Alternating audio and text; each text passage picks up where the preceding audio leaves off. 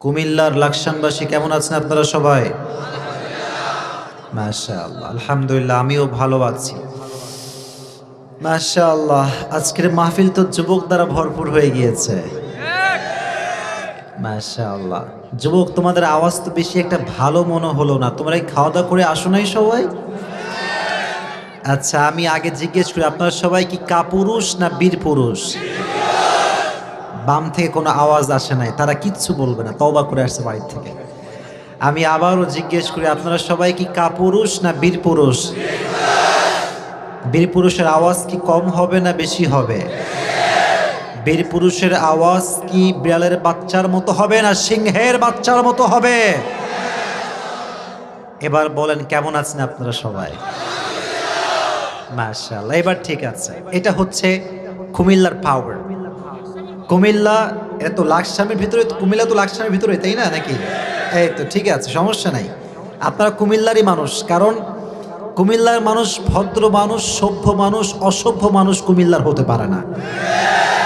তো কুমিল্লাকে আমি ব্যক্তিগতভাবে খুব বেশি ভালোবাসি, লাকসামকে খুব বেশি ভালোবাসি, কারণ আছে, এর একটা কারণ আছে। লালমাই, তাই না? লালমাই, লাকসাম, কুমিল্লা সবকিছু কুমিল্লার ভেতরেই তো। কুমিল্লার ছোঁয়াটা আছে না নাই? কুমিল্লার ছোঁয়া আছে যেখানে বরকত আছে সেখানে। কুমিল্লার ছোঁয়া আছে যেখানে কোরআনের আলো আছে সেখানে। আল্লাহ লালমায়ের মানুষ, লাকসামের মানুষ সবাইকে আল্লাহ কবুল করুন, পড়না আমিন। আসলে ভাই এই সাইডগুলোতে, এই কুমিল্লা, লাকসাম, লালমাই যাই বলেন না কেন, যে কোনো বক্তা এটা এক বাক্যে স্বীকার করতে বাধ্য যে কুমিল্লার মাটিতে ওয়াজ করে যে শান্তি পাওয়া যায়, বাংলার জমিনে কোথাও এই পরিমাণ শান্তি খুঁজে পাওয়া যায় না। এটা সত্য কথা, আমি নিজে এটার প্রমাণ পেয়েছি নিজে।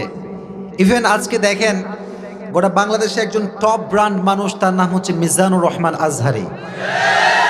এই যে মানুষটা এত হায়ার লেভেলে আজকে, এক সময় কিন্তু তার মাহফিলে কয়েকজন যুবক হাতে গোনা মুরব্বী ছাড়া খুঁজে পাওয়া যায় নাই, ঠিক কিনা? ওই যে ওয়াজগুলো আজও বাজে, দুনিয়ার পুরো জীবনটা হচ্ছে ধোকা, লালসাময় একটা জীবন। এই সব ফেমাস ওয়াজ কুমিল্লার মাটিতে করা হয়েছে। আপনি সার্চ করেন পেয়ে যাবেন। তো আমি ভাবলাম যে আসলে Comilla is not just a Comilla, Comilla is a brand. Comilla is the man of smart people. The people of Comilla, they are very smart. মাশাআল্লাহ, আল্লাহ আপনাদের সবাইকে কবুল করুন, পড়না আমিন।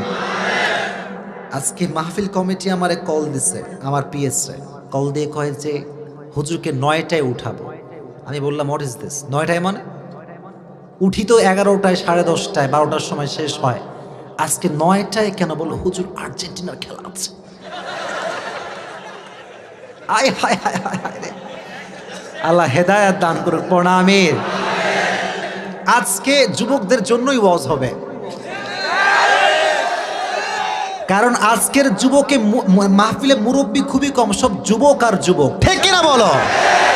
আল্লাহ সমস্ত যুবককে ইসলামের জন্য কবুল করুন, পড়না আমিন। আলোচনার পূর্বে আমি একটি সমসাময়িক ইস্যু নিয়ে কথা বলতে চাই, একটি মারাত্মক বড় গুনাহ নিয়ে কথা বলতে চাই, যে গুনাহের সঙ্গে আজকাল বেশিরভাগ মুরব্বীরা, যুবকরা, মায়েরা, বোনেরা জড়িত রয়েছে। সকলেই আগে পড়েন নাউজুবিল্লাহ। দেখবেন আগে সিগারেট টানতো, আগে তার 10টা গার্লফ্রেন্ড ছিল, কিন্তু পরবর্তী সময়ে তওবা করে দাড়ি রেখে, টুপি রেখে, জুব্বা পরে আল্লাহওয়ালা হয়ে যায়। এরকম যুবক বাংলাদেশে আছে না নাই? বাট দ্য ফ্যাক্ট ইজ, যখনই কোনো মানুষ ভালো পথে ফিরে আসে, আমরা তাকে মোটিভেট করা বাদ দিয়ে খোঁটা মারা শুরু করি, খোঁটা মারা শুরু করি। আজকে এই খোঁটা নিয়ে কথা বলবো শুরুতেই, রাজি আছেন তো ইনশাআল্লাহ?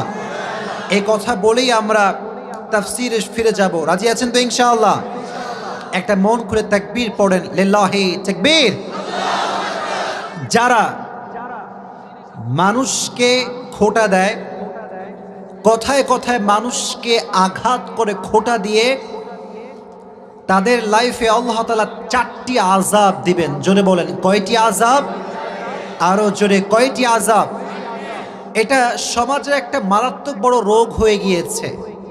যখন কেউ ভালো পথে ফিরে আসে তাকে যে একটু মোটিভেট করবে, মোটিভেট করা বাদ দিয়ে বলে, কিরে তুই তো ভালোই হুজুর হয়ে গেছিস রে, তুই কি জঙ্গির খাতায় নাম লিখেছিস না কিরে, খোটা দেয়। বড় মারাত্মক জিনিস। আর আমরা ভাই একটু সৎ, আমরা সবাই কি সৎ।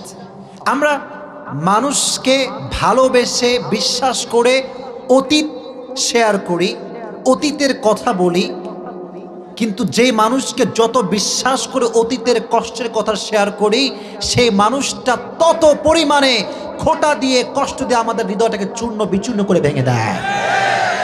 মানুষ বড় বেঈমান। আজকে আমরা শুনবো অতীত নিয়ে খোটা দিলে কিংবা ভালো হওয়ার পরে যদি কোনো ব্যক্তি কোনো মানুষকে খোটা দেয় তার লাইফে কি কি আযাব আসবে আজকে আমরা কোরআন এবং হাদিস থেকে জানবো। রাজি আছেন তো ইনশাআল্লাহ? ফার্স্ট, যদি আপনি কাউকে অতীত নিয়ে খোটা দেন, তার ভালো হওয়ার পর তাকে খোটা দেন, তাকে লাঞ্ছিত করেন, অপেক্ষা করেন আল্লাহ আপনাকে একদিন লাঞ্ছিত করে ছাড়বে। কোনো সন্দেহ আছে আপনাদের ভেতরে? আল্লাহ কাউরে ধরে না, ধরলে আল্লাহ ছাড়ে না। ব্যাপারটা কি জানেন? যে মানুষটা কাউকে বিশ্বাস করে অতীতের কথাটা শেয়ার করেছে সে মানুষ হচ্ছে সৎ, আর যারে শেয়ার করতে সে হচ্ছে একটা গাদ্দার। এই মানুষটা কি করে জানেন? প্রথমে সব সুন্দর করে মিষ্টি ভাষায় বলো, তুমি না আমার বন্ধু, তুমি না আমার ভালোবাসা, তুমি না আমার বউ, বলো বলো বলো বলো বলো।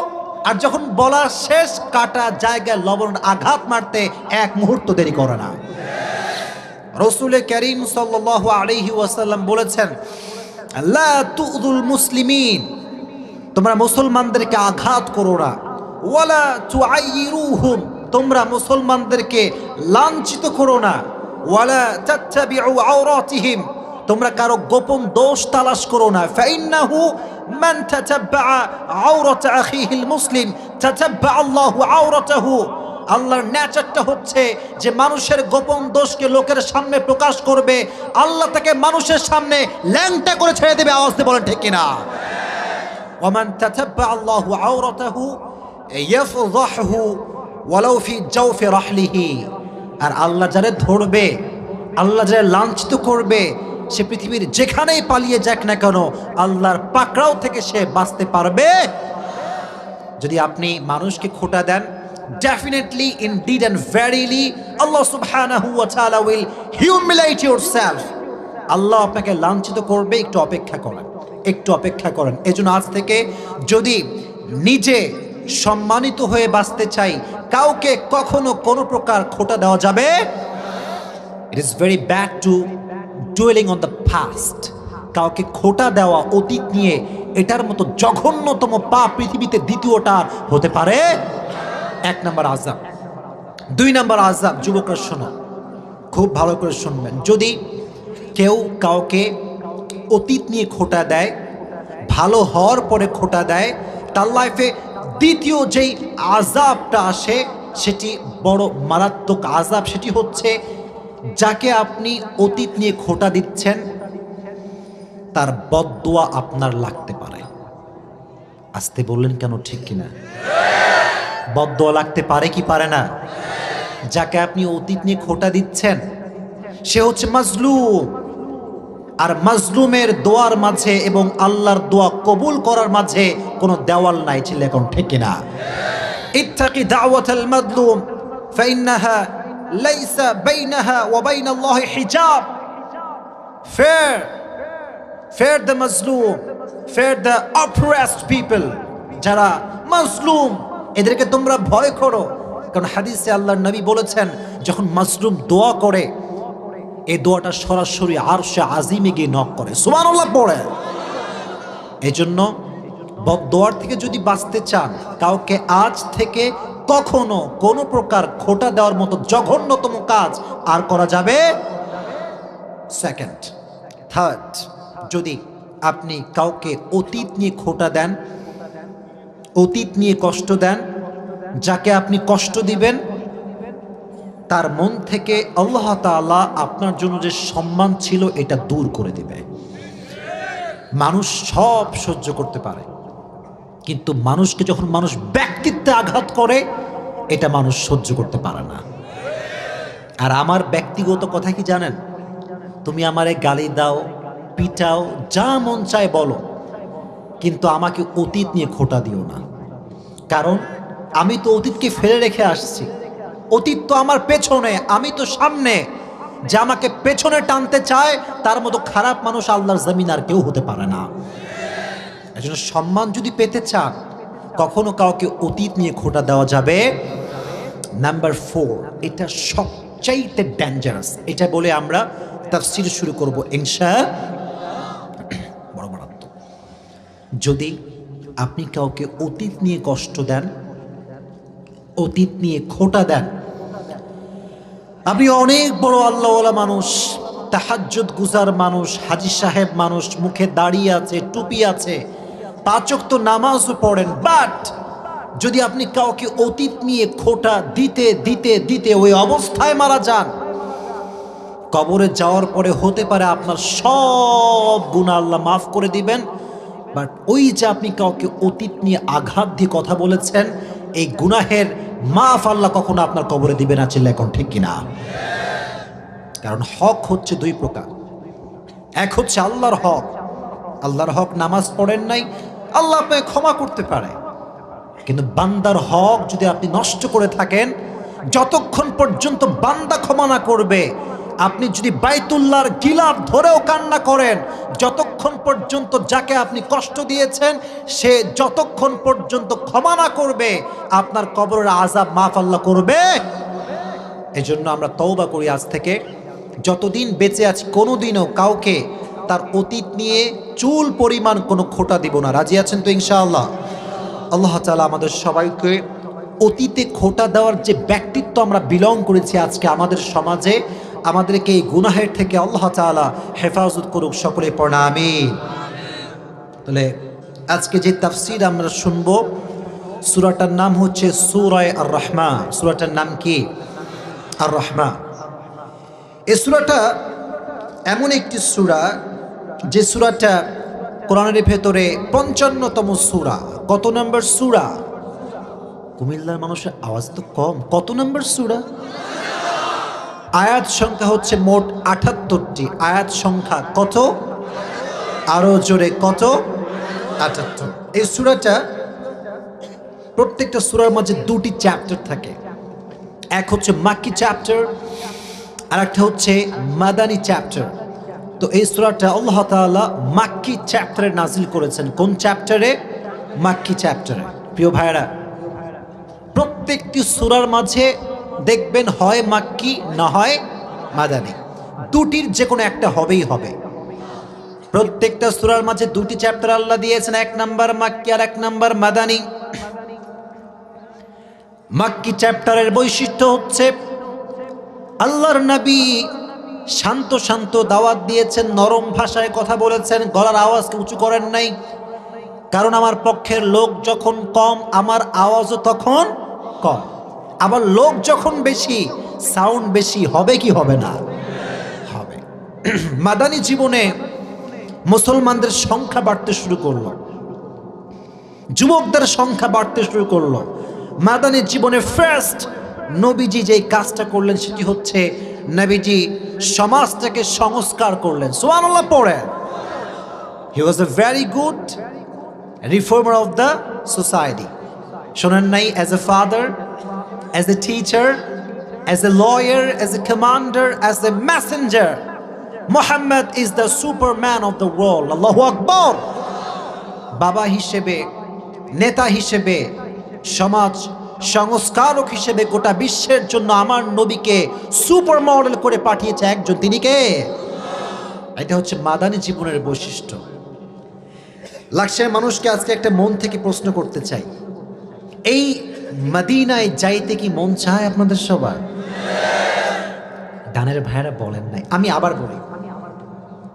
নবীজির রওজার সামনে দাঁড়িয়ে একটা বারের জন্য নবীজিকে সালাম পেশ করতে মন চায় সবার?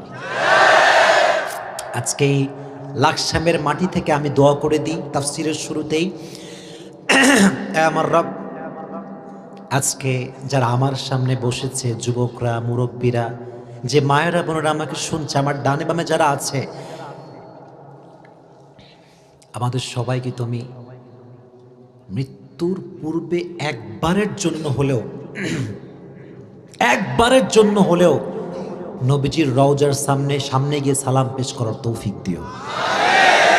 মনে বড় আশা ছিল যাব মদিনায়, পড়েন না আমার সাথে, মনে বড় আশা ছিল যাব মদিনায়, সালাম আমি করব গিয়ে, পড়েন না আমার সাথে, সালাম আমি করব গিয়ে নবীর রওজায়, মনে বড় যাব মদিনায়, পড়া আমি আরব সাগর পাহাড়ি দেব নাই কো আমার তোরি, পাখি নই যে উড়ে যাব ডানাতে ভর করি, ঠিক না? আরব সাগর পাহাড়ি দেব নাই কো আমার তোরি,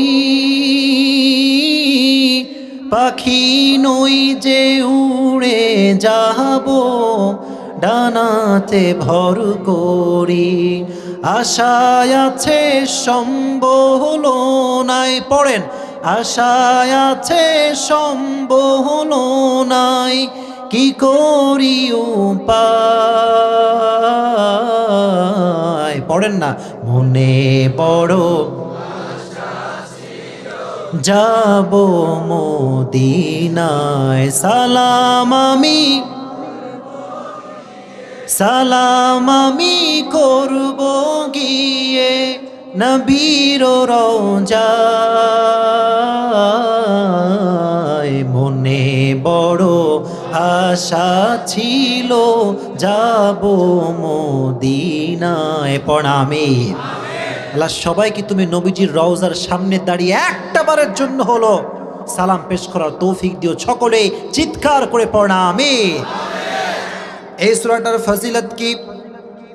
হাদিসে এসেছে, রাসূল করিম সাল্লাল্লাহু আলাইহি ওয়াসাল্লাম বলেছেন, যে ব্যক্তি সূরা রহমান বেশি বেশি তেলাওয়াত করবে, আল্লাহ রাব্বুল আলামিন তার জন্য জাহান্নামের দরজা বন্ধ করে দিবেন, জান্নাতের সমস্ত দরজা আল্লাহ তার জন্য খুলে দিবে।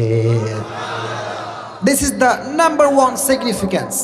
নাম্বার 2, যে ব্যক্তি সূরা রহমান বেশি বেশি তেলাওয়াত করবে, কিয়ামতের কঠিন ময়দানে তার চেহারাটা চাঁদের ন্যায় ঝলমল করে চকমক করতে থাকবে। সুবহানাল্লাহ পড়া।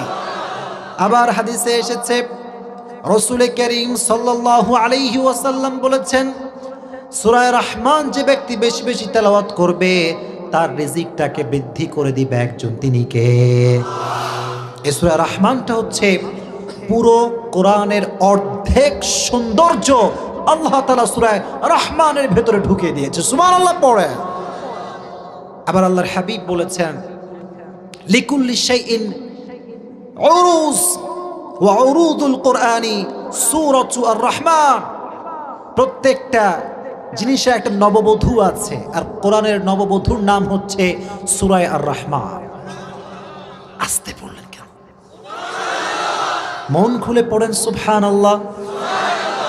এখন প্রশ্ন যে হুজুর, সূরা রহমানকে কোরআনের নববধূ কেন বলা হয়? প্রশ্ন আছে না নাই?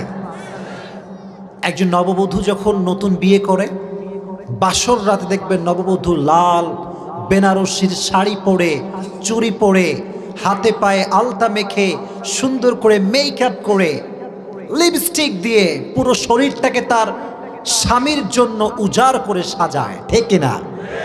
এক্স্যাক্টলি একজন নববধূ যেমন তার স্বামীর জন্য বাসর রাতে পুরোটা উজাড় করে সাজায়, এই সূরা রহমানের ভেতরে দুনিয়াতে আল্লাহ তাআলা তার বান্দাদেরকে কি কি নিয়ামত দিয়েছেন, দুনিয়ার পরকালীন জীবনে কি কি নিয়ামত দিবেন, প্রত্যেকটা কথা আল্লাহ তাআলা বান্দাদের জন্য সুন্দর করে সূরা রহমানের ভিতরে সাজিয়ে দিয়েছে। কোন সুবহানাল্লাহ। আল্লাহ শুরু করছেন, আর-রহমানু আল্লামাল কুরআন খালাকাল ইনসান। এই আয়াত কখন নাজিল হয়? হাদিসের ভেতরে এসেছে রাসূল করিম সাল্লাল্লাহু আলাইহি ওয়াসাল্লাম সবার মাঝে দাওয়াত দেওয়া শুরু করলেন আর বলতে শুরু করলেন, ওয়া ইযা কিলা লাহুমুসজুদু লির-রহমান, তোমরা রহমানের সিজদা করো।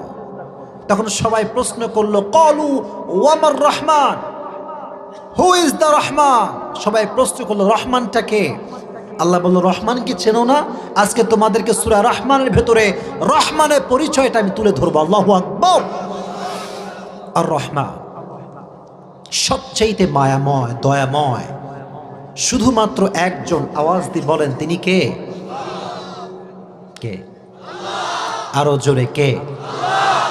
আল্লাহর মতো দয়াময় পৃথিবীতে দ্বিতীয়টা আর কেউ কি হতে পারে? মনে রাখবেন, আল্লাহর দয়া ছাড়া পৃথিবীতে এক মুহূর্ত টিকে থাকা সম্ভব হতে পারে? সম্ভব না। এইটা এক মুহূর্ত বেঁচে থাকা আল্লাহর রহমত ছাড়া অসম্ভব। নবীজি বললেন, হে আয়েশা শোনো, কিয়ামতের কঠিন ময়দান যখন কায়েম হয়ে যাবে, কোন ব্যক্তি আল্লাহর রহমত ছাড়া জান্নাতে ঢুকতে পারবে না। আয়েশা বললেন, ইয়া রাসূলুল্লাহ, আপনিও কি আল্লাহর রহমত ছাড়া ঢুকতে পারবেন না? নবীজি বললেন, আয়েশা লা লা, আমিও আল্লাহর রহমত ছাড়া জান্নাতে প্রবেশ করতে পারবো না, তবে কিয়ামতের কঠিন ময়দানে আল্লাহর রহমত আমাকে চতুর্পাশ থেকে ঘেরাও করে বেষ্টিত করে রাখবে। সুবহানাল্লাহ পড়ে। আল্লাহ সবচাইতে বড় রহমান, আল্লাহ সবচাইতে বড় রহিম, সবচাইতে দয়াময় একজন। আওয়াজ দিয়ে বলতে হবে, তিনি কে? আল্লাহ সবচাইতে দয়াময়। কতটা দয়াময়? 24 পারার 3 পৃষ্ঠায় আল্লাহ তাআলা বলেছেন, কুল ইয়া ইবাদিয়াল্লাযীনা আসরাফু আলা আনফুসিহিম লা তাকনাতু মির রাহমাতিল্লাহ। আল্লাহ আমাদেরকে ডাকতেছে, রে আমার বান্দা, ইয়া ইবাদি, কুল শামিল, সবাইকে শামিল করে আল্লাহ তাআলা ডাকছেন। খ্রিস্টান, ইহুদি, বৌদ্ধ, নাসারা, মুসলমান, তুমি তো আমারই বান্দা। আমরা সবাই কার বান্দা? আল্লাহ ডাকছেন, এই বান্দা শোন। আহা, কত মায়া, কত দয়া। যেখানে আপনি বসে আছেন, এটা কি ভাই? মাটি বা জমিন? এটা কি ভাই? জমিন। যুবকদের নাফরমানি দেখে সারাটা দিন যুবকরা পর্নোগ্রাফি, অশ্লীল ভিডিও আর গার্লফ্রেন্ডের সঙ্গে চ্যাটিং করে। এদিকে ভাইরা কথা বললেন না যে ভাই? জোরে বলতে হবে, ঠিক কিনা? একজন যুবক যখন হারাম রিলেশনশিপে থাকে, আল্লাহর নাফরমানি করতে থাকে, তখন এই জমিনটা অনুমতি চায় যে Allah give me permission, give me permission, একটা আমাকে আদেশ দাও, একটা অনুমতি দাও, এই জমিনটা চূর্ণ বিচূর্ণ করে সব তোমার গুনাহগার বান্দাগুলোকে ধসিয়ে দিব। প্রতিদিন আসমান অনুমতি চায় যে আল্লাহ একটাবার অনুমতি দাও, আমি আসমান ফেটে পড়ে তোমার সমস্ত গুনাহগার বান্দাগুলোকে শেষ করে দেই। গিভ মি পারমিশন, একটা অনুমতি দাও। আসমান অনুমতি চায়, জমিন অনুমতি চায়, পাহাড় রবকে বলে, আমার রব একটা অনুমতি দাও, 2 পাশ থেকে পাহাড়ের চাপ দিয়ে সবগুলো মানুষকে চূর্ণ বিচূর্ণ করে দেই। পাহাড় রাগান্বিত, জমিন রাগান্বিত, পানি রাগান্বিত, সমুদ্র রাগান্বিত। কিন্তু যার নাফরমানি করা হচ্ছে, সে কি বলছে দেখেন, হাদিসে কুদসি, ইন কানা আবদি ফামিন্নি ওয়া ইলাইয়া আবদি, ইন কানা আবদুকুম ফাশানুকুম বিহি। হে আসমান, হে জমিন, হে সমুদ্র, হে পাহাড়, যদি এগুলো তোমার বান্দা হয়, যা মন চায় করো, ধসিয়ে দাও, জ্বালিয়ে দাও, পুড়িয়ে দাও, চূর্ণ বিচূর্ণ করে দাও। ইন কানা আবদি ফামিন্নি ওয়া ইলাইয়া আবদি, যদি আমার বান্দা হয় তবে আমি রবের রহমতের উপরে সবাইকে ছেড়ে দাও। সুবহানাল্লাহ পড়ে আমার উপরে ছেড়ে দাও। এটা কেমন জানেন? মাঝে মাঝে দেখবেন ফ্যামিলিতে দ্বন্দ্ব লাগে, ভাইয়ে ভাইয়ে মারামারি, বউ স্বামীতে মারামারি, আছে না নাই? যদি কোনো থার্ড পার্সন এসে মাথা গলায় কি হয়েছে কি হলো, আমরা কি বলি? এটা আমাদের ফ্যামিলি ডিসকাশন, মাঝখানে নাক গলাবেন না। আল্লাহ বলছে এই ফেরেশতা থাম, এই জমিন থাম, এটা আমার বান্দা এবং আমার বিষয়, তুই মাঝখানে নাক গলাতে আসবি না। আমার মন চাইলে আমি আমার বান্দাকে মাফ করে দিব। সুবহানাল্লাহ। কিন্তু এই জমিন এবং আসমান আল্লাহকে বলে, আল্লাহ কথা কি বোঝা যায়? বলতে হবে বোঝা যায়, বুঝতে কোনো সমস্যা হচ্ছে? জমিন এবং আসমান বলছে, আল্লাহ তুমি কি যুবকগুলোকে দেখো না? সারাটা দিন দাড়িগুলো ক্লিন শেভ করে গার্লফ্রেন্ডের জন্য, সারাটা দিন ফেসবুকে চ্যাটিং করে সব গায়রে মাহরাম নারীদের সঙ্গে। তুমি কি যুবকদেরকে দেখো না? তুমি কি মেয়েগুলোকে দেখো না, যেই মেয়েগুলো জিন্সের প্যান্ট আর টি শার্ট পরে ঘুরে বেড়ায়, যেই মেয়েগুলো সারাদিন একটা নয় 4-5টা ছেলের সঙ্গে প্রেম করে বেড়ায়? আল্লাহ তুমি কি নাফরমানি দেখো না? তুমি কেন আযাব দাও না? দেখেন না কত রহমান, কত রহিম। আল্লাহ বলছে শোন, ইন আতানি নাহারান কাবিলতুহু ওয়া ইন আতানি লাইলান কাবিলতুহু। আমি আযাব দিই না এই জন্য, আমি তো আমার বান্দার অপেক্ষায় আরশে আযিমে বসে থাকি। কখন আসবে, কখন আসবে আমার কাছে তওবা করতে? যদি রাতে আসে, রাতে তওবা কবুল। যদি দিনে আসে, আমি আল্লাহ দিনেও তার তওবাটাকে কবুল করে দেব। শুধু এতটুকু, এই দাড়ি এখন কি সাদা না কালো? বলেন, আরো জোরে বলেন। ঠিক 40 বছর পরে আমার বয়স যখন 70 হবে বা 65 হবে, দাড়ি কি কালো থাকবে না সাদা হয়ে যাবে? আল্লাহ বলছে তুই যখন মৃত্যুর শেষ পর্যায়ে চলে গিয়েছিস, যখন তোর দাড়ি সাদা, চোখে তুই কিছুই দেখতে পাস না, পা দুর্বল, কোমর দুর্বল, শরীর দুর্বল, তুই যদি সেই মুহূর্তে তওবা করতে যাস, মানুষ বলবে আরে বুইড়া বয়সে কিসের তওবা, হ্যাঁ? মানুষ বলবে। কিন্তু তুই একটা বার আমাকে ডেকে দেখ, তুই যত বুড়া হোস না কেন, তুই যখনই বলবি আল্লাহ আমার তওবা, ঠিক সেই মুহূর্তে মেলে তওবা কবুল করে নেব। ইন্নাল্লাহা ইয়াগফিরু যুনুবা জামিআ। এতটুকু নয়, indeed and verily I will forgive all the sins of your life. তুই যখনই বলবি আল্লাহ আমি সমস্ত গুনাহের থেকে তওবা করলাম, ওই মুহূর্তে আমি আল্লাহ তোর সমস্ত গুনাহকে মাফ করে দিয়ে তোকে মাসুম বান্দা হিসেবে কবুল করে নেব। কুমিল্লার মানুষের সুবহানাল্লাহ এত আস্তে তো হতে পারে না। মন খুলে পড়েন সুবহানাল্লাহ। আল্লাহ কতটা রহমান। একটা ঘটনা মনে পড়েছে, বলবো সবাইকে? একটা তাকবীর দেন দেখি, লিল্লাহি তাকবীর। বনি ইসরায়েলের একজন যুবক, তার নাম হচ্ছে কিফিল। এমন একজন যুবক, যে যুবক প্রত্যেক দিন 3টা-4টা নারী ভাড়া করে আসে, পতিতা নিয়ে আসে বাসার ভেতরে, বাসার ভেতরে পতিতা ভাড়া করে সবার সঙ্গে জেনা করে, একসঙ্গে নাউজুবিল্লাহ পড়েন। পুরো বয়স যৌবনকাল জেনা করতে করতে করতে কাটায়। প্রতিদিন নতুন নতুন নর্তকীকে টাকা দিয়ে নিয়ে আসে। এই কিফিল এতটা ধনী ছিল যে তার সময়ে তার চতুর্পাশে তার মতো ধনী আর কেউ ছিল না, এতটা রিচ ম্যান সে ছিল। একদিনের ঘটনা, কথা কি বোঝা যায়?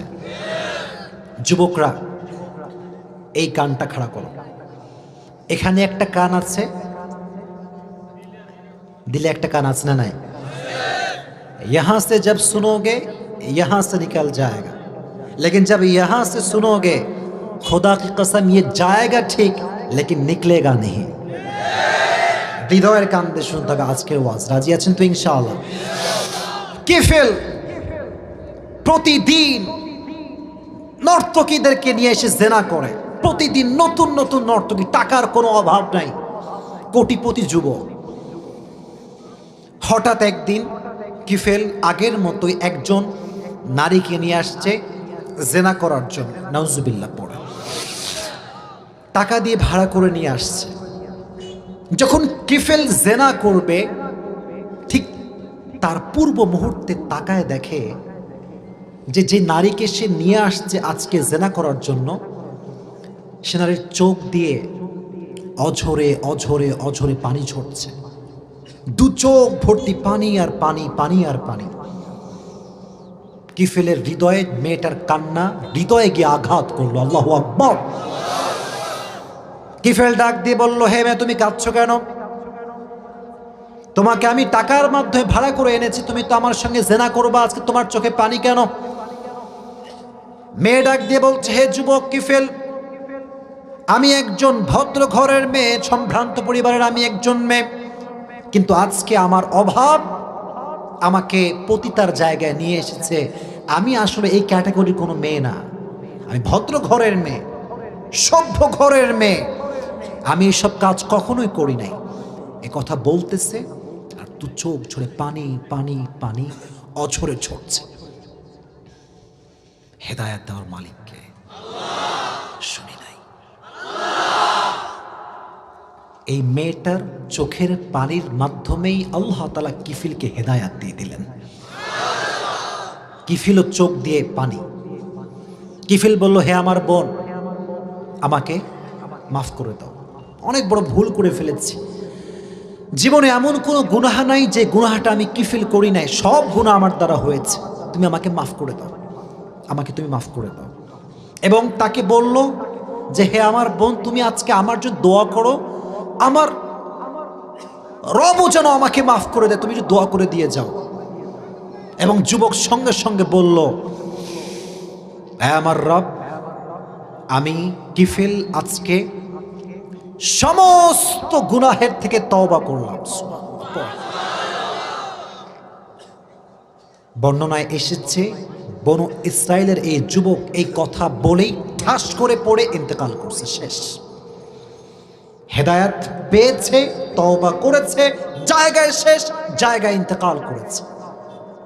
কিন্তু এলাকার সব মানুষ জানে যে এই বাসাতে এক যুবক থাকে যে প্রতিদিন নর্তকী ভাড়া করে এনে জেনা করে। এলাকার লোকের সবার একই নিয়ত যে এই যুবক মরলে কেউ জানাজা দিবে না, এই যুবক মরে গেলে কেউ কোনদিন তার জানাজার নামাজে আসবে না, তাকে দাফন কাফন করবে না। আহ আহ কেউ তো জানে না যে যুবকটা শেষ মুহূর্তে কি করে মারা গিয়েছে। শেষ মুহূর্তে কিফিল তো তওবা করে মারা গিয়েছে। সুবহানাল্লাহ পড়ে। আমার রব কতটা রহমান, কতটা রহিম। একজন বান্দার ক্ষমা হবে কি হবে না, তার ক্ষমা হয়েছে কি হবে না, এটা প্রকাশ পায় পরকালে যাওয়ার পরে, কবরে ঢোকার পরে, পরকালের জীবন শুরু হওয়ার পরে। আল্লাহ কতটা রহমান, আল্লাহ তার বান্দা কিফিলের জন্য পুরো নিয়মটাকে পরিবর্তন করে ফেললেন। সুবহানাল্লাহ পড়ে। এবার যখন কিফিলের ঘরের সামনে দিয়ে এলাকার সমস্ত মানুষ হাঁটতে লাগলো, যখনই হাঁটতে যাবে হঠাৎ করে তাকায় দেয় কিফিলের দরজায় নূরানি সতরে লেখা আছে, ইন্নাল্লাহা ক্বাদ গাফারা যুনুবা লিল কিফিল। নূরানি সতরে লেখা আছে, ইন্নাল্লাহা ক্বাদ গাফারা যুনুবা লিল কিফিল। আল্লাহ তাআলা কিফিলের সমস্ত গুনাহ খাতাকে মাফ করে দিয়েছে। যাও তোমরা তার জানাজা দাও, তার লাশ থেকে তোমরা দাফন করো, তাকে তোমরা দোয়া করে কবর দাও। আমি রব আমার বান্দা কিফিলের জীবনের সমস্ত গুনাহ খাতাকে মাফ করে দিয়েছি। আল্লাহ নিজেই প্রকাশ করে দিয়েছে কতটা রহমান। কেমনে বোঝাবো বলেন, কেমনে বোঝাই? সেদিন আমি পাকিস্তানের একজন টপ ফেমাস স্কলার মাওলানা তারিক জামিলের বয়ান শুনছিলাম। নাম শুনছেন আপনারা সবাই? উর্দুতে বয়ান করেন, বাট তার প্রত্যেকটা কথা কলিজায় গিয়ে আঘাত করে। এত এতটা সুন্দর প্রামাণ্য কথা, প্রামাণ্য বর্ণনা আমি কোনো পাকিস্তানের স্কলার থেকে শুনি নাই। ছোট্ট একটা কথা মনে পড়েছে, বলবো সবাইকে। সেদিন এটা না, এটা এটা এটা লাগবে, আছে সবার? এই কানটা আছে সবার? আজকে বোঝাবো আল্লাহ কত রহমান। তারিক জামিল পাকিস্তানের মানুষ, আমি ওনার উর্দু কথাও কোট করতে পারি, আপনাকে হৃদয়ের কান্দে শুনতে হবে। রাজি আছেন তো ইনশাআল্লাহ? উনি বলছিলেন যে আমার এক ছাত্র, আমি বসেছিলাম, হঠাৎ করে আমার কাছে দৌড় দিয়ে আসলো। এক হার্ট টাচিং স্টোরি, আমি বললে আমি কাঁদি, আমার কান্না চলে আসে যে আল্লাহ কতটা রহমান। উনি বলেন পাকিস্তানের একজন পতিতা সারা জীবন পতিতাগিরি করে খেয়েছে, নাউজুবিল্লাহ পড়ে। তারিক জামিল একটা বয়ান করেছিলেন, ইট ওয়াজ অ্যাবাউট তাওবা, ইট ওয়াজ অ্যাবাউট তাওবা, তওবা সংক্রান্ত বিষয়ে উনি একটা লেকচার দিয়েছিলেন। তো এই লেকচারটা একজন যুবক তার এলাকায় মাইকে ওয়াজ বাজে না, বলেন না বাজে কি বাজে না? আজকাল তো মোড়ে মোড়ে, চায়ের দোকানে দোকানে, স্টলে স্টলে, অটোর ভেতরেও মিজানুর রহমান আজহারের ওয়াজ শোনা যায়। তো তারিক জামিলের বয়ান বাজতেছে, এই পতিতা পাশে বসে আছে। तारिक जमील बोलছেন, ऐ मेरे बंदे, अल्लाह ने कहा है कि अगर तूने सारी जिंदगी भर भी गुनाह किया और एक बार के लिए अल्लाह से कह दिया ऐ अल्लाह मेरी तौबा, तेरी कहने में देर होगी, अल्लाह को कबूल करने में देर नहीं होगी। तो आस्ते सुबहानाल्लाह পড়লেন। পতিতা মেয়ে সারা জীবন গুনাহ করেছে, এই কথা যখন শুনেছে তার সেন্স ঘুরে গেছে। তখন মেয়েটা তো হুজুরকে চেনা, যে হুজুরটা কে, কোথায় বাসা, কোন হুজুর। তো মহিলাটা আসছে যুবকের কাছে, বলতেছে ये कौन है जिसकी ये लेक्चर तुम सुन रहे हो, ये शख्स कौन है और कहाँ पे रहते हैं। যুবক বলল যে ইনার নাম হচ্ছে তারিক জামিল, ইনি হচ্ছেন পাকিস্তানের সবচেয়ে বিখ্যাত একজন স্কলার। বলল क्या तुम मुझे उसके साथ मुलाकात करवा सकते हो, আমাকে কি তুমি তার সঙ্গে সাক্ষাৎ করে দিতে পারবা। যুবক বলল অনেক বড় মুফতি সাহেব, তো এটা খুবই হার্ড হবে, বাট আইল ট্রাই মাই বেস্ট, আমি ট্রাই করব। হুজুরকে খুঁজে পায় না, খুঁজে পায় না, খুঁজে পায় না, খুঁজে পায় না, খুঁজে পায় না, কোথায় কোথায় কোথায় খুঁজতে খুঁজতে সব ক্ষমতা কার হাতে? হেদায়াত কার হাতে? একদিন ফাইনালি এই পতিতা নারীর সঙ্গে আল্লাহ তাআলা তারিক জামিলের সাক্ষাৎ করাই দিলেন। সুবহানাল্লাহ বলেন। তারিক জামিল বললেন, আমি আমার অফিসে বসে আছি, হঠাৎ করে একজন মহিলা আমার অফিসে ঢুকলো, ঢেকে আমাকে ঢুকার পরে আমাকে কেঁদে কেঁদে জিজ্ঞেস করলো, হুজুর आपने जो कहा है कि अगर बंदा कह दे मेरी तौबा मेरी तौबा, अगर बंदा कह दे मेरी तौबा अल्लाह को कबूल करने में देर नहीं होता, क्या ये बात सच है जो आपने कहा है। মেয়েটি বলল যে হুজুর আপনি যে বলেছেন তওবা করতে দেরি হয়, তওবা কবুল করতে দেরি হয় না, is it true, is it real, is it such, is it real, এটা কি সত্য যেটা আপনি বলেছেন। হুজুর বলল এটা সত্য, এখানে কোনো সন্দেহ নাই। সুবহানাল্লাহ। মেয়েটা দেখেন হুজুরের সামনে দাঁড়িয়ে বলল, হুজুর ফের मैं भी कहता हूं ऐ अल्लाह मेरी तौबा। মেয়েটা বলল, হুজুর আমিও বললাম আজকে আল্লাহকে, জাল্লা আমার তওবা, মানে আমি জীবনেও আর কোনোদিন পতিতাগিরি আর করব। এটা বলে গো ব্যাক, ফিরে গেছে। অনেক দিন সাক্ষাৎ নাই হুজুরের সঙ্গে মেয়েটার, বহুদিন ধরে সে মহিলাটা হুজুরের কাছে আর আসে না। দীর্ঘ অনেক দিন পরে হুজুর ভাবলেন যে ওই মহিলাটার কি খবর, যে এরকম পতিতা ছিল আমার কাছে এসেছিল। এলাকায় খবর লাগালেন, এলাকার মানুষ বলল যে হুজুর जिसकी तलाश में आप हैं अब वो औरत दुनिया में नहीं है, দুনিয়াতে সেই মহিলাটা আর নাই। তো হুজুর কাঁদলেন, মন খারাপ করলেন, বললেন যে ও कैसे मर गया, তার মৃত্যু কেমন ছিল আমাকে একটু বলো। বলল, হুজুর আপনার কাছ থেকে আসার পরে সব সময় তার চোখে পানি থাকতো, পানি পানি, সব সময় তওবা তওবা তওবা, আর সব সময় একটা দোয়া করত, दुआटा होच्छे अल्लाह अगर मेरी तौबा कबूल हो जाए तो मुझे उठा लेना, मैं दुनिया में रहना नहीं चाहता। अल्लाह जखोनी आमार दुआटा कबूल हो जाबे तुमी आमाके आर दुनियाते राखबा ना, आमाके निये चले जाबा। तो हुजूर बोललेन कखन मारा गेছে? बोलो हुजूर रमज़ान की महीने में 27 तारीख यानी कि जो के शब कदर का रात है, उस रात में जब तरावीह पढ़ने के लिए निकली वो औरत, ऐसे अल्लाहु अकबर दिया, सना पढ़ी, रुकू में गया और जब सिजदा में गया, सिजदा की हालत में अल्लाह के पास लौट कर चला गया। What a merciful, the most merciful, the most gracious, the most kindful, সবচাইতে দয়াময়, সবচাইতে মায়াময় একজন, তিনি কে? আল্লাহ তুমি দয়ার সাগর, রহমানু রহিম, তোমার দয়ায় পূর্ণ আমার সারা নিশিদিন। ঠিক না?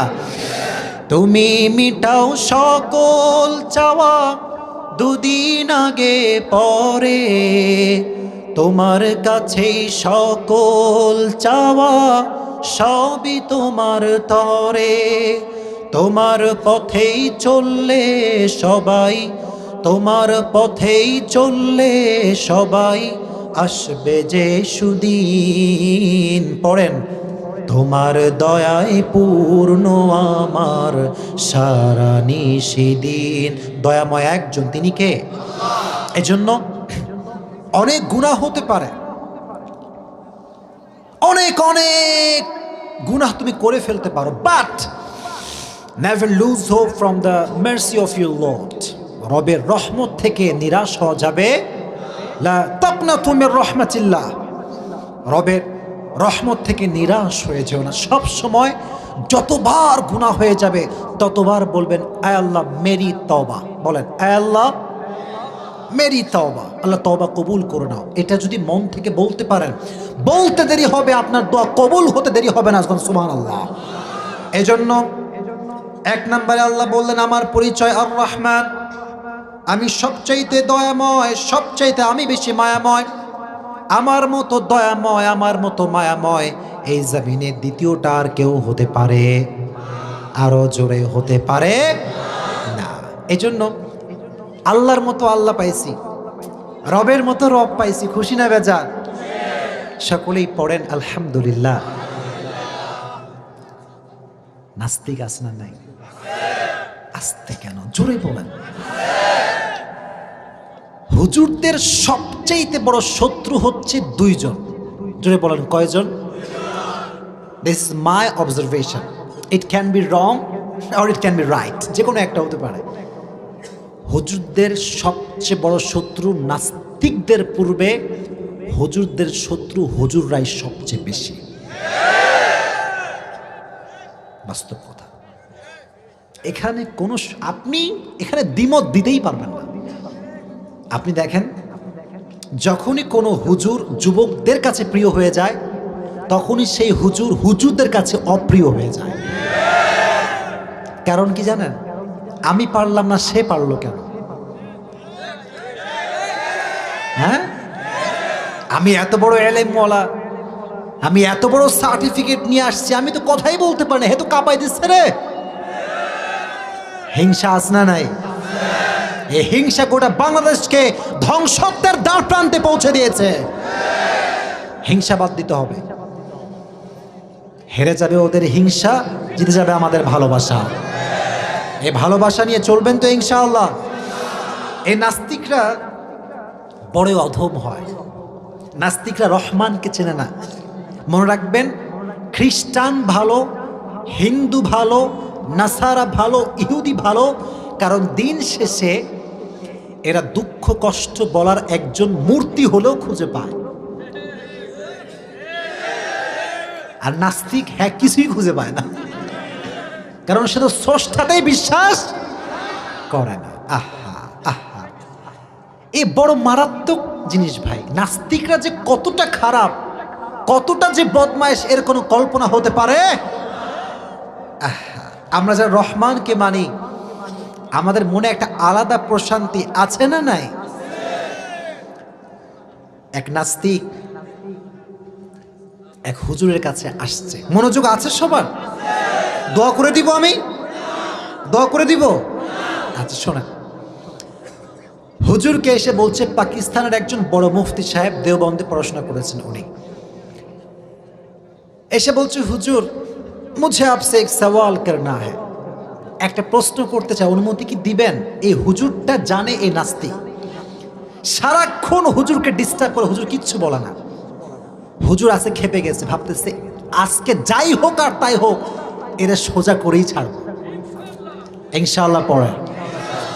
তবে এটা শোনার পরে মাইন্ড করা যাবে না। মাইন্ড করবেন নাকি আপনারা? মনে রাখবেন, যেমন কুকুর তেমন মুগুর, এখানে কোনো ছাড় দেওয়া যাবে। হুজুর বলল যে ঠিক আছে, ক্যা সওয়াল है बोलो, क्या सवाल करना चाहते हो? तो उसने कहा कि शैतान, ये तो शैतान है, इसको किसने शैतान बनाया?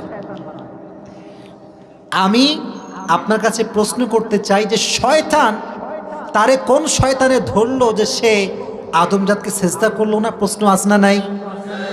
গত কয়েকদিন একটা ভিডিও ভাইরাল হয়েছিল বাংলাদেশেই, যে কোনো একজন যুবক প্রশ্ন করেছিল যে শয়তানকে শয়তান কে বানাইছে? প্রশ্ন আসলে আছে না নাই? আস্তে বলে কেন, জোরে বলতে হবে, আছে না নাই? এটার উত্তর আজকে আমি আপনাদেরকে বুঝাই দিয়ে যাব, ঠিক আছে? শয়তানকে কে গোমরা করেছে? যদি আল্লাহ গোমরা করে থাকে তাহলে তো আল্লাহ রহমান হতে পারে না, কারণ আল্লাহ যদি রহমান হয়, বান্দাকে পথভ্রষ্ট করবার জন্য কোনো শয়তানকে আল্লাহ গোমরা করতে পারে পারে না। হুজুর বললেন এর একটা উত্তর আছে। ভাই কি আছে? কথা বলেন, কি আছে? উত্তরটা হচ্ছে, হুজুর বললেন দেখো, তুমি যখন চা বানাও, চা কি বানাও? চাটা কেমনে বানাও? বলো যে হুজুর এই চাটা যখন আমি বানাই, সুন্দর করে একটা কেটলি আছে না, কেটলি, পানি দিতে হয়, পানি দিয়ে একটা চুলার উপর দেখবেন আগুন জ্বলে, জ্বলে কি জ্বলে না? যখন আমি আগুনের উপরে কেটলি রাখি তখন এটা গরম হয়, তখন এটা চা হয়, ঠিক কিনা? হুজুর বললেন যে ये किससे गर्म होती है? तो उस एथियस्ट ने कहा ये तो आग से गर्म होती है। किससे गर्म होती है? आग माने आগুন। হুজুর বলল इस आग से अगर गर्म होती है चाय तो इस आग को किसने गर्म किया? বলেন না ভাই, ঠিক কিনা?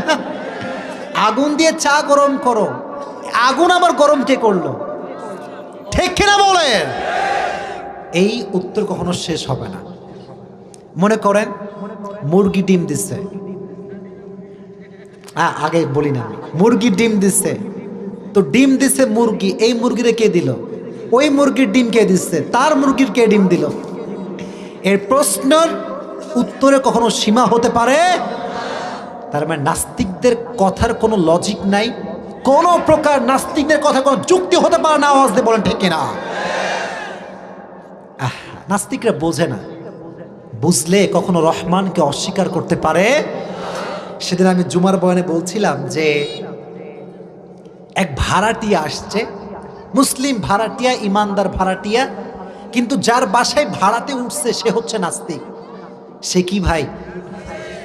তো নাস্তিক অলওয়েজ ট্রাই করে যে আমি আমার ভাড়াটিকে কেমন করে নাস্তিক বানাতে পারি। নাউজুবিল্লাহ পড়ে। তো ভাড়াটিয়ার সুযোগে আছে। একদিন ভাড়াটিয়ার রুমের পাশে দাঁড়িয়ে নাস্তিক শুনতে পাচ্ছে ভাড়াটিয়া আল্লাহর কাছে দোয়া করছে, আল্লাহ বড় অভাবে আছি, আল্লাহ টাকা পয়সা কিছু নাই, বাজার করতে পারতেছে না, কোনোভাবে টাকা পয়সা ইন্তজাম করে দাও, বাজারের ইন্তজাম করে দাও। নাস্তিক ভাবছে এই তো সুযোগ, আমি আগামীকালকে সব বাজার করে নিয়ে আসব, আর ওকে দিয়ে বলবো দেখ সব বাজার আমি করলাম, আল্লাহ বলতে রহমান বলতে কিছু নাই। নাউজুবিল্লাহ পড়ে। তারপরের দিন সকাল হয়েছে, গেট বাড়াইছে, এই কে আছো, কে আছো, খোলো। ভাড়াটিয়া গেট খুলছে, গেট খুলে দেখে নাস্তিক আটা, ময়দা, গরুর গোস্ত, মুরগির গোস্ত, ডিম সব নিয়ে হাজির। নাস্তিক বলে, এই দেখ, তুমি না গতকালকে দোয়া করেছিলে আল্লাহ আমারে দিয়ে দাও, দেখো আল্লাহ বলতে কেউ নাই, আমি নিয়ে আসছি। এবার মুসলিম বলে, বাবা আমি দোয়া করেছি বিধাই তো আল্লাহ তোর মতো নাস্তিকদের আমার রিজিকের ফয়সালা করে দিয়েছে। রহমান কি চেনো না তোমরা? এটা হচ্ছে রহমান। এজন্য আমরা রবকে মনে প্রাণে বিশ্বাস করব তো ইনশাআল্লাহ। রব তার 2 নম্বর পরিচয় দিচ্ছেন, আমরা শেষ করে দিব। আগে এটা তাকবীর দি, লিল্লাহি তাকবীর। শুনি নাই, লিল্লাহি তাকবীর। রবের 2 নম্বর পরিচয় আল্লামাল কোরআন। এই কোরআনটা আমাদেরকে শিক্ষা দিয়েছে একজন, তিনি কে? একটা হাদিস মক্তবে সবাই পড়ছেন না, খায়রুকুম মান তাআল্লামাল কোরআন ওয়া আল্লামাহ। তোমাদের মাঝে সর্বোত্তম ব্যক্তি হচ্ছে সেই ব্যক্তি যে ব্যক্তি নিজে কোরআন শেখে, অপরকে কোরআন শেখায়। সুবহানাল্লাহ পড়ে। এবার বলেন, লাকসামের মানুষ হিংসা করা এটা কি জায়েজ না না জায়েজ? তবে হিংসাও জায়েজ আছে 2টা ক্ষেত্রে। জোরে বলেন, কয়টা ক্ষেত্রে? ডানের ভাড়া এত মরা হলে হবে? 2 ক্ষেত্রে হিংসা করা জায়েজ। জোরে বলেন, কয় ক্ষেত্রে? হাদিসে এসেছে লা হাসাদা ইল্লা আলাল ইথনাইন। 2 ক্ষেত্রে হিংসা করা জায়েজ। 1 নাম্বার, রাজুলুন আতাহুল্লাহুল কোরআন ফাহুয়া ইয়াকুমু বিহি আনা আল-লাইলি ওয়ান নাহার। 1 নাম্বার হচ্ছে সেই ক্ষেত্রে হিংসা করা জায়েজ যে ব্যক্তিকে আল্লাহ তাআলা কোরআনের শিক্ষা দিয়েছেন, সে নিজে কোরআন পড়ে অপরকে কোরআন শিক্ষা দেয়। কেউ যদি তাকে দেখে ভাবে, আরে আল্লাহ যদি আমাকে এমন শিক্ষা দিত আমিও শিখতাম, মানুষকেও শিখাতাম, এই হিংসা শুধুমাত্র জায়েজ নয়, এটা সওয়াবের কাজ। সুবহানাল্লাহ পড়ে। This is the first category, এটা হিংসা করা জায়েজ। 2 নাম্বার, রাজুলুন আতাহুল্লাহু মালান ফাহুয়া ইউনফিকু মিনহু আনা আল-লাইলি ওয়ান নাহার। যে ব্যক্তিকে আল্লাহ অঢেল সম্পদ দিয়েছে আর সে ব্যক্তি প্রতিদিন দান করে, প্রতিদিন দান করে। আর কেউ যদি ভাবে যে আহা, এত টাকা যদি আমার কাছে থাকতো আমিও দান করতাম, এটাও এমন হিংসা যে হিংসা করা আল্লাহর রাসূল জায়েজ বলেছেন। সুবহানাল্লাহ পড়ে। তাহলে হিংসা করতে হলে 2 ক্ষেত্রে হিংসা করব। জোরে বলেন, কয় ক্ষেত্রে? 1, যদি কোরআন কেউ পড়তে পারে তাকে নিয়ে হিংসা করবেন। 2, যদি কেউ দান করে তার দান নিয়ে হিংসা করবেন, ঈর্ষা করবেন যে আল্লাহ যদি আমাকে এত টাকা দিত আমিও দান করতাম। সুবহানাল্লাহ পড়ে। এজন্য রহমানের 2য় পরিচয় আমাদের কোরআন শিখিয়েছে একজন, তিনি কে? 3 নাম্বার, খালাকাল ইনসান।